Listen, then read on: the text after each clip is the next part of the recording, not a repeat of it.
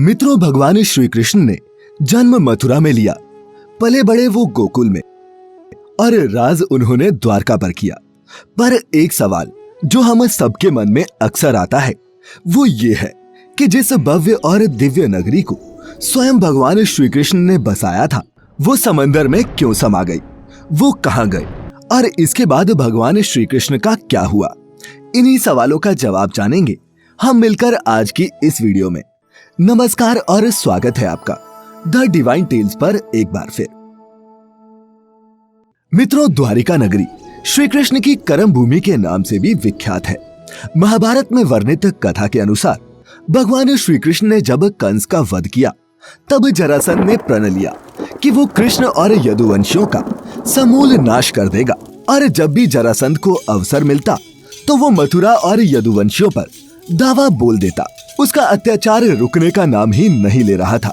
ऐसे में यदुवंशियों की सुरक्षा के लिए श्री कृष्ण ने मथुरा को छोड़ देना ही बेहतर समझा। मथुरा छोड़ने के बाद उन्होंने समंदर किनारे एक दिव्य और भव्य नगर की स्थापना की जिसका नाम द्वारका रखा गया।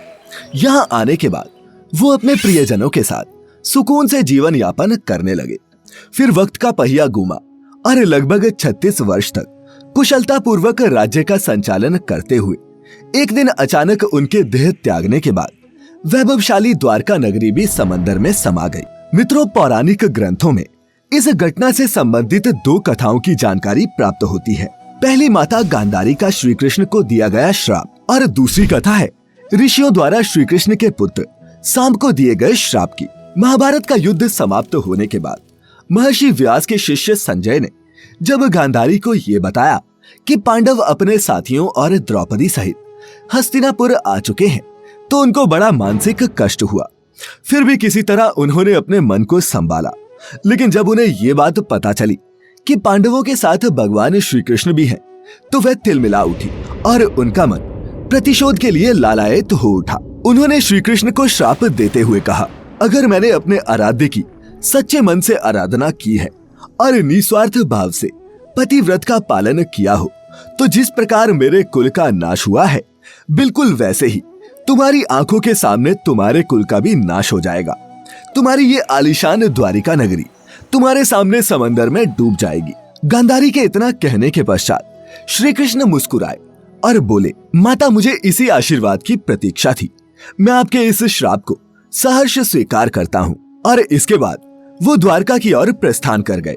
एक बार की बात है, महर्षि विश्वामित्र, कण्व, देवर्षि नारद आदि द्वारका आए और वो भ्रमण पर निकले। वहाँ कृष्ण पुत्र सांब अपने साथियों संग मौजूद थे। उन लोगों ने ऋषियों के साथ मजाक करने की योजना बनाई, जिस क्रम में सांब को स्त्री का वेश धारण करके और उसे उनसे ये पूछना था कि मेरे गर्भ से क्या उत्पन्न होगा। ऋषियों ने जब देखा कि ये युवक हमारा अपमान कर रहे हैं तो क्रोधित होकर उन्होंने उसे श्राप दिया कि श्री कृष्ण का ये पुत्र वृष्णि और अंधक वंशी पुरुषों का नाश करने के लिए एक लोहे का मूसल उत्पन्न करेगा, जिसके द्वारा तुम जैसे क्रूर, अहंकारी और क्रोधी लोग अपने समस्त कुल का संहार करेंगे। भगवान कृष्ण और बलराम के सिवा सब लोगों पर उस मूसल का प्रभाव होगा। जब श्री कृष्ण को ये बात पता चली तो उन्होंने कहा, ये जरूर सत्य होगा। श्राप के फलस्वरूप ही सांब ने मूसल उत्पन्न किया। पर जब ये बात राजा उग्रसेन को पता चली तो उन्होंने मूसल को चुराकर चुपचाप समंदर में फेंकवा दिया। साथ ही ये भी घोषणा करवा दी कि आज से कोई भी वृष्णि व अंधकवंशी अपने घर में मदिरा का उत्पादन नहीं करेगा। जो भी व्यक्ति छिपकर मदिरा तैयार करेगा उसे मृत्यु दंड की सजा दी जाएगी। और ये सुनकर द्वारका वासियों ने मदिरा नहीं बनाने का प्रण लिया। इसके बाद द्वारिका में आए दिन अशुभ घटनाएं घटने लगी। कभी तेज आंधी आती तो कभी तेज तूफान। चूहों की संख्या अचानक से इतनी ज्यादा बढ़ गई कि मनुष्यों से ज्यादा चूहे दिखने लगे और सोते हुए मनुष्यों के बाल और नाखूनों तक को कुतरने लगे। सारस उल्लुओं की और बकरे गीदड़ों की आवाज निकालने लगे। पूरी द्वारिका नगरी में अजीब सी घटनाएं घटित होने लगी। गायों के पेट से गधे, कुतियों से बिलाव और नेवलियों के गर्भ से चूहे पैदा होने लगे। यदुवंशी तामसिक क्रियाओं में संलिप्त रहने लगे। फिर जब भगवान कृष्ण ने नगर में होते इन अपशकुनों को देखा तो उन्होंने सोचा कि कौरवों की माता गांधारी का शाप सत्य होने का समय आ गया है। इन अपशकुनों को देखकर तथा पक्ष के 13वें दिन अमावस्या का संयोग जानकर श्री कृष्ण काल की अवस्था पर विचार करने लगे।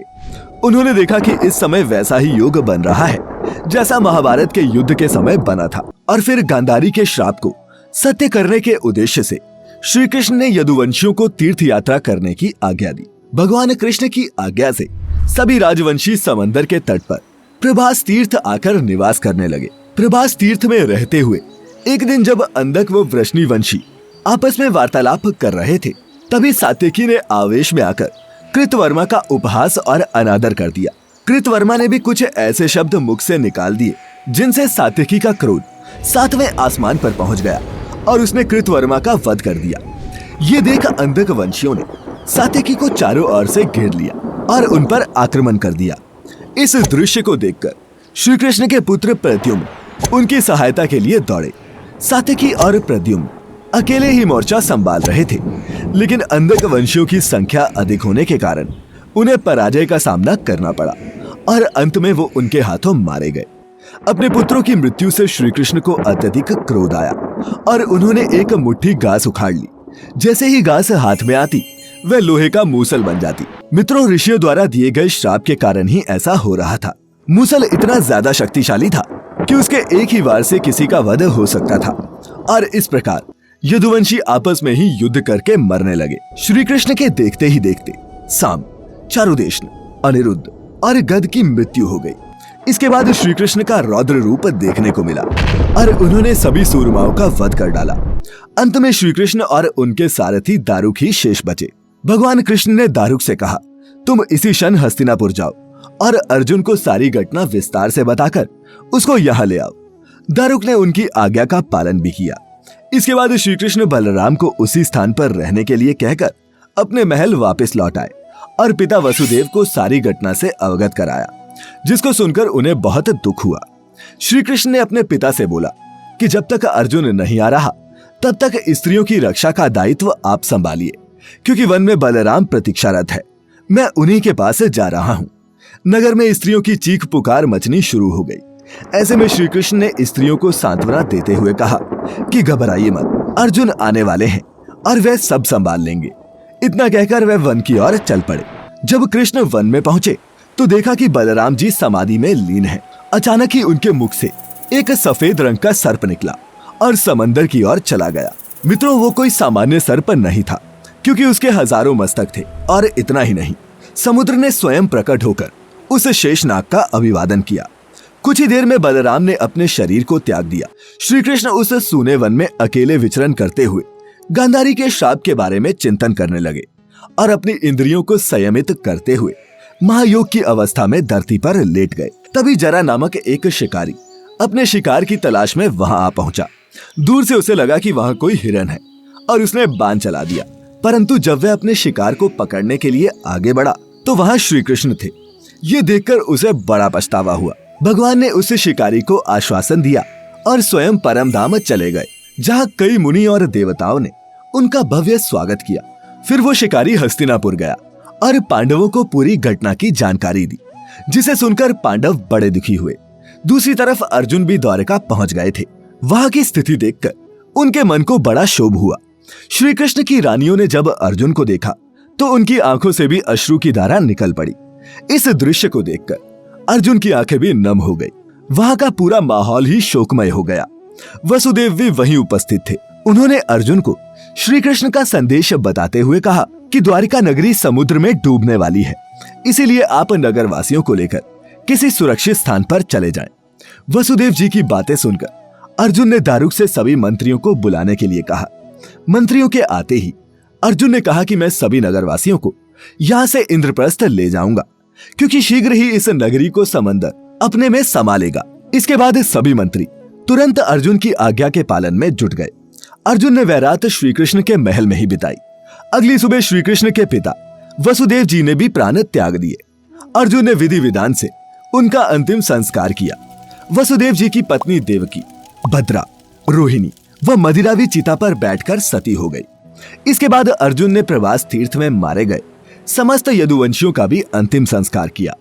7वें दिन अर्जुन श्री कृष्ण के परिजनों तथा सभी नगरवासियों को साथ लेकर इंद्रप्रस्थ की ओर चल दिए। उन्हें सभी के जाते ही द्वारका नगरी समंदर में डूब गई। इस दृश्य ने सभी को आश्चर्य में डाल दिया था और मित्रों इस प्रकार सोने से सजी द्वारिका नगरी समंदर में डूब गई। मित्रों आज भी सनातन धर्म के इस समृद्ध और संपन्न प्रतीक के कई साक्ष्य वक्त वक्त पर सामने आते रहते हैं। द हिंदू की एक रिपोर्ट के मुताबिक 1963 में सबसे पहले द्वारका नगरी का एक्सकवेशन दक्कन कॉलेज पुणे के डिपार्टमेंट ऑफ आर्कियोलॉजी और गुजरात सरकार ने मिलकर किया था। इस दौरान करीब 3000 साल पुराने बर्तन मिले थे। इसके बाद आर्कियोलॉजिकल सर्वे ऑफ इंडिया की अंडर वाटर आर्कियोलॉजिकल विंग को समंदर में कुछ तांबे के सिक्के और ग्रेनाइट स्ट्रक्चर भी मिले थे, जिसके बाद ये पूरा नगर भी खोज लिया गया। तो मित्रों उम्मीद करते हैं कि आपको हमारी आज की ये कथा कि द्वारिका नगरी समंदर में कैसे डूबी ये पसंद आई होगी। आपसे निवेदन है कि वीडियो को लाइक करने के साथ साथ इसे अपने मित्रों और सगे संबंधियों के साथ शेयर अवश्य करें। ऐसे ही और भी धार्मिक और आध्यात्मिक जानकारियों के लिए सब्सक्राइब करें हमारे YouTube चैनल को और लाइक करें हमारा Facebook पेज भी, द डिवाइन टेल्स हिंदी। फिलहाल आज के लिए बस इतना ही। अब इजाजत दें। आपका बहुत बहुत शुक्रिया।